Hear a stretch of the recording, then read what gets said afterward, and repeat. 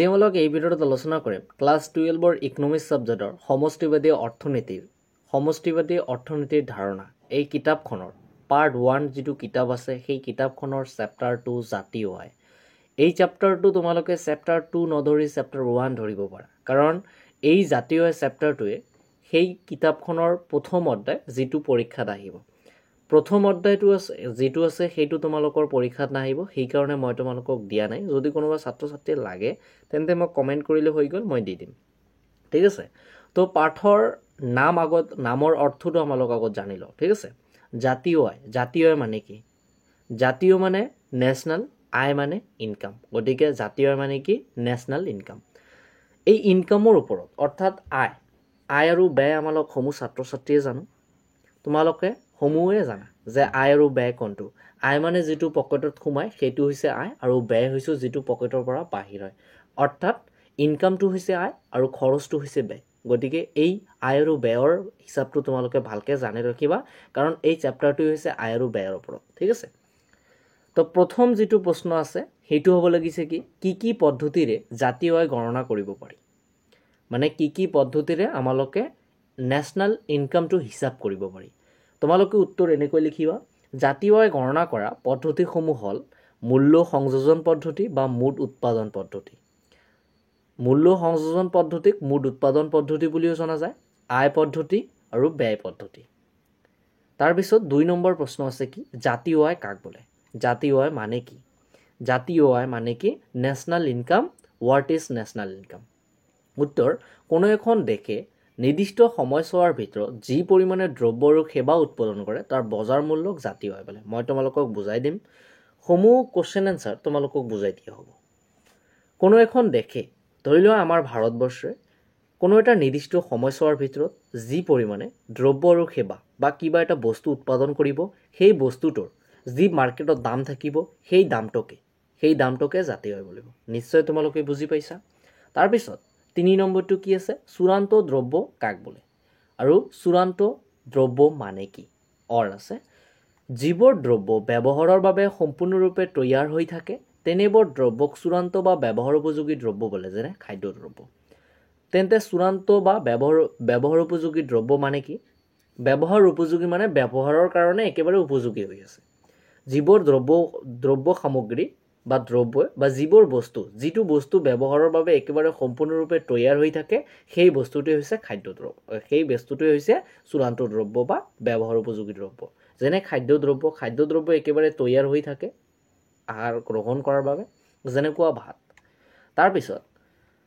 4 নম্বৰটো কি আছে মধ্যৱৰ্তী দ্ৰব্য কাক বোলে উৎপাদিত দ্ৰব্যৰ যিখিনি অংশ বিক্ৰীৰ বাবে উলিয়াই দিয়া হয় আৰু বিক্ৰী নোহোৱা দ্ৰব্যখিনি যদি বছৰটোৰ ভিতৰত পুনৰ উৎপাদন কাৰ্যত ব্যৱহাৰ কৰা হয় সেই দ্ৰব্যক মধ্যৱৰ্তী দ্ৰব্য বোলে মানে মাজত আকৌ ইউজ কৰা হয় সেইটোৱে উৎপাদিত দ্ৰব্যৰ ধৰি লোৱা তুমি কিবা এটা বস্তু উৎপাদন কৰিছা সেই বস্তুটো বিক্ৰীৰ বাবে যি অংশটো উলাই দিলা ধৰি লোৱা 10 মন ধান তোমালোকে খেতি কৰিলা সেই 10 মনে তোমালোকে বিক্ৰীৰ বাবে ঘৰৰ পৰা উলাই গলা বজাৰত গলা বিক্ৰী কৰিম তাৰ সেই 10 মনৰ পৰা 8 মন ধান বিক্ৰী হল আৰু বাকি 2 মন ধান ঘূৰি আহিল এই বাকি 2 মন ধান যে ৰাখিলা এই বাকি 2 মন ধানেৰে আকৌ তোমালোকে বিচনি পাৰিলা বা উৎপাদন কাৰ্যত মাজৰ সময়ত কিবা এটা ব্যৱহাৰ কৰিলে সেই সময়ছোৱাটো হৈছে বা সেই দ্ৰব্যটোকে কোৱা হ'ব মধ্যৱৰ্তী দ্ৰব্য তাৰ পিছত 5 নম্বৰ কি আছে পূৰ্বৱৰ্তী মানে ফিউচাৰৰ কাৰণে উৎপাদিত দ্ৰব্যৰ যিখিনি দ্ৰব্য বিক্ৰীৰ বাবে উলিয়াই দিয়া হয় আৰু বিক্ৰী নোহোৱা দ্ৰব্যখিনি যদি পৰৱৰ্তী বছৰৰ বাবে সংৰক্ষণ কৰি ৰখা হয় তেনেবোৰ দ্ৰব্যক পূৰ্বৱৰ্তী দ্ৰব্য বোলে এতিয়া তোমালোকে এখন মাটিত খেতি কৰিছা সেই খেতিৰ পৰা 15 মন ধান পাইছা 15 মন ধানৰ পৰা 15 মন ধানে বিক্ৰীৰ বাবে উলিয়াই দিছা 15 মন ধানৰ পৰা 10 মন ধান বিক্ৰী হ'ল আৰু বাকি 5 মন ধান ঘৰত বা ঘৰত আনিলা মানে উভতি আনিলা বজাৰৰ পৰা এই 5 মন ধান যে আছে এই 5 মন ধান তোমালোকে ৰাখি দিলা ইন ফিউচাৰৰ ভৱিষ্যতৰ কাৰণে যে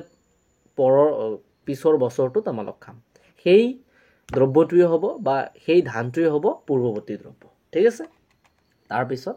ভোগ্য দ্ৰব্য আৰু মূলধনী দ্ৰব্যৰ মাজত থকা দুটা পাৰ্থক্য লিখা বা এনেকৈ ক'ব পাৰে তোমালোকক ভোগ্য দ্ৰব্য আৰু মূলধনী দ্ৰব্যৰ মাজত থকা পাৰ্থক্য দুটা কি বা পাৰ্থক্য দুটা উল্লেখ কৰা এনেকৈ ক'ব পাৰে যে পাৰ্থক্য উল্লেখ কৰা মই তোমালোকক আগতে কৈ দি আছো যেহেতু তোমালোকৰ এতিয়া প্ৰথম মানে হায়াৰ সেকেন্ডাৰী কোশ্চেনসমূহ তোমালোকে প্ৰথমতে বুজি নাপাবা তোমালোকে কোশ্চেন কি দিয়ে নিদিয়ে তোমালোকে কোশ্চেনৰ মিনিং বুজিব ট্ৰাই কৰিবা মিনিং বুজিয়ে উত্তৰ দিবা ঠিক আছে সেই কাৰণে মই তোমালোকক বুজাই দিছো একেবাৰে ভোগ্য দ্ৰব্য আৰু মূলধনী দ্ৰব্যৰ মাজত থকা দুটা পাৰ্থক্য তলত উল্লেখ কৰা হ'ল নিজৰ অভাৱ পূৰণ কৰিবৰ বাবে যিবোৰ দ্ৰব্য ব্যৱহাৰ কৰা হয় সেইবোৰ দ্ৰব্যক ভোগ্য দ্ৰব্য বোলে আনহাতে যিবোৰ দ্ৰব্যৰ দ্বাৰা উৎপাদন কৰা হয় সেইবোৰ দ্ৰব্যক মূলধনী দ্ৰব্য বোলে তাৰ পিছত 2 নম্বৰ ভোগ্য দ্ৰব্যসমূহৰ স্থায়িত্ব নাই কাৰণ এইবোৰ দ্ৰব্য আমি উপভোগ কাৰ্যত বাৰংবাৰ ব্যৱহাৰ কৰিব নোৱাৰো আনহাতে মূলধনী দ্ৰব্যসমূহৰ স্থায়িত্ব আছে কাৰণ এইবোৰ দ্ৰব্য আমি উৎপাদন কাৰ্যত বাৰংবাৰ ব্যৱহাৰ কৰিব পাৰো তোমালোকে পাৰ্থক্যবোৰ ভালকৈ পঢ়িবা পাৰ্থক্যবোৰ তোমালোকৰ বেছি অহা পৰীক্ষাত দেখা যায় ঠিক আছে 7 নম্বৰ ব্যক্তিগত আয় কাক বোলে ব্যক্তিগত মানে কি একেবাৰে পাৰ্সোনাল ব্যক্তিগত মানে কি পাৰ্সোনাল যি আয় পৰিয়াল বা ব্যৱসায় প্ৰতিষ্ঠানসমূহে অৰ্জন কৰে সেই আয়ক ব্যক্তিগত আয় বোলে এতিয়া মই যি আয়টো অৰ্জন কৰিম সেই আয়টো মই আন বেলেগ মানুহক দিম নেকি মই ভোগ কৰিব আৰু সেই আয়টো মোৰ ব্যৱসায়ৰ পৰা অৰ্জনহে কৰিম মই যি আয় পৰিয়াল বা ব্যৱসায় প্ৰতিষ্ঠানসমূহে অৰ্জন কৰে তাক ব্যক্তিগত আয় বোলে ব্যক্তিগত ব্যয়যোগ্য আয় কি এতিয়া ব্যক্তিগত আয় আমালক হিসাব কৰিলো মই তোমালোকক আগতে কৈ দিছো যে আয় আৰু ব্যয় মানে কি ব্যক্তিগত আয়ৰ পৰা চৰকাৰক কৰ মানে কি কৰ মানে ট্যাক্স ব্যক্তিগত আয়ৰ পৰা চৰকাৰক কৰ প্ৰদান কৰাৰ পিছত যি আয় থাকে তাক ব্যক্তিগত ব্যয়যোগ্য আয় বোলে তাৰ পিছত 9 নম্বৰ হৰণ ভগন কাক বোলে বাৰংবাৰ উৎপাদন কাৰ্যত ব্যৱহাৰ কৰি থকাৰ ফলত মূলধনজাত সামগ্ৰীৰ উৎপাদনৰ ক্ষমতা কমি যায় এই কমি যোৱাকে হৰণ ভগন বোলে নিশ্চয় বুজি পাইছা 10 নম্বৰটো কি কৈছে জাতীয় আয় কিয় মুদ্ৰাৰ মাধ্যমত জোকা হয় দেশ এখনত উৎপাদন হোৱা দ্ৰব্য সামগ্ৰীসমূহ নানান ধৰণৰ হয় এটো হয়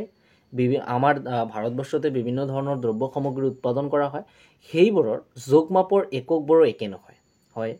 চাউলৰ পৰিমাণ টনৰ মাধ্যমত জোখো গাখীৰৰ পৰিমাণ লিটাৰৰ মাধ্যমত সোণ ৰূপ আদি কেৰেটৰ মাধ্যমত জোখা হয় সেয়ে এই সামগ্ৰীসমূহক যোগ মাপৰ বাবে এক উমৈতে এককৰ ব্যৱহাৰ কৰা হয় আৰু সেয়াই হ'ল মুদ্ৰা কিন্তু একেবাৰে সমূহ বস্তুকে আদান প্ৰদান কৰিব পাৰে মানে মুদ্ৰা দিলেহে সেই বস্তুটো আমালক ল'ব পাৰো মুদ্ৰা দিলে চাউলো ল'ব পাৰো মুদ্ৰা দিলে আমালক সোণো ল'ব পাৰো ৰূপো ল'ব পাৰো তাৰ পিছত গতিকে লাষ্টত ইকোনমিক্সৰ ক্ষেত্ৰত লাষ্টত এইটো কথা লিখি দিবা গতিকে ওপৰ আলোচনাৰ পৰা আমি ক'ব পাৰো যেটো বুজিলা সেইটো এক লাইন লিখি দিলেও ইয়াত 2 নম্বৰ পাও গতিকে ওপৰ আলোচনাৰ পৰা আমি ক'ব পাৰো যে জাতীয় আয় গণনা কৰাৰ ক্ষেত্ৰত মুদ্ৰাক সকলো দ্ৰব্যৰ সামগ্ৰী উমৈতে একক হিচাপে ব্যৱহাৰ কৰা হয় 11 নম্বৰটো কি কৈছে বিনিয়োগ কাক বোলে বিনিয়োগ বুলিলে কি বুজা যিবোৰ আছে তোমালোকে আৰু কোশ্চেন বাহিৰ কৰিব চেষ্টা কৰিবা মানে এই বিনিয়োগ কাক বোলে এনেকৈ দিব পাৰে বিনিয়োগ কি বিনিয়োগ মানে কি মূলধনজাত সামগ্ৰীসমূহ কিনাৰ বাবে যি ধন ব্যয় কৰা হয় তাক বিনিয়োগ বোলে ব্যক্তিগত আয় কাক বোলে সহজ কথাত ক'বলৈ গ'লে পৰিয়ালে সকলো উৎসৰ পৰা প্ৰকৃততে লাভ কৰাক ব্যক্তিগত আয় বোলে বেচৰকাৰী আয় কাক বোলে সকলো উৎসৰ পৰা বেচৰকাৰী খণ্ডই লাভ কৰাক বেচৰকাৰী আয় বোলে বেচৰকাৰী মানে কি প্ৰাইভেট কোম্পানীৰ পৰা যিবোৰ আয় অৰ্জন কৰা হয় সেইবোৰে হৈছে বেচৰকাৰী খণ্ড তাৰ পিছত কি হৈছে বেচৰকাৰী আয় আৰু ব্যক্তিগত আয়ৰ মাজত থকা দুটা পাৰ্থক্য উল্লেখ কৰা এইটো 90% কমন আছে মই তোমালোকক 90% কমন দিম এইটো তোমালোকে এতিয়া লিখি ৰাখা হাফ ইয়াৰলি পৰীক্ষাত হোক তোমালোকৰ ইউনিট টেষ্ট পৰীক্ষাত দেখিবা এইটো আহিছে বেচৰকাৰী আয় আৰু ব্যক্তিগত আয়ৰ মাজত থকা দুটা পাৰ্থক্য তলত উল্লেখ কৰা হ'ল বা তলত দিয়া হ'ল সকলো উৎসৰ পৰা বেচৰকাৰী খণ্ডই লাভ কৰা আয়ক বেচৰকাৰী আয় বোলে আনহাতে সহজ কথাত ক'বলৈ গ'লে পৰিয়ালে সকলো উৎসৰ পৰা প্ৰকৃততে লাভ কৰা ব্যক্তিগত আয় বোলে এইটো হৈছে বেচৰকাৰী আৰু এইটো হৈছে ব্যক্তিগত তাৰ পিছত বেচৰকাৰী আয় এটা বহুল ধাৰণা কাৰণ ই ব্যক্তিগত আয়ক অন্তৰ্ভুক্ত কৰে আনহাতে এইটো হৈছে বেচৰকাৰী আয় এটা বহুল ধাৰণা কাৰণ ই ব্যক্তিগত আয়ক অন্তৰ্ভুক্ত কৰে আনহাতে ব্যক্তিগত আয় হল এটা ঠেক ধাৰণা কাৰণ ব্যক্তিগত আয় হৈছে বেচৰকাৰী আয়ৰ এটা অংশ গতিকে ছাত্ৰ ছাত্ৰীসকল আজিৰ এই ভিডিঅ'টোত এই কেইটাই কোশ্চেন মই আলোচনা কৰিলো 14টা মান আৰু আছে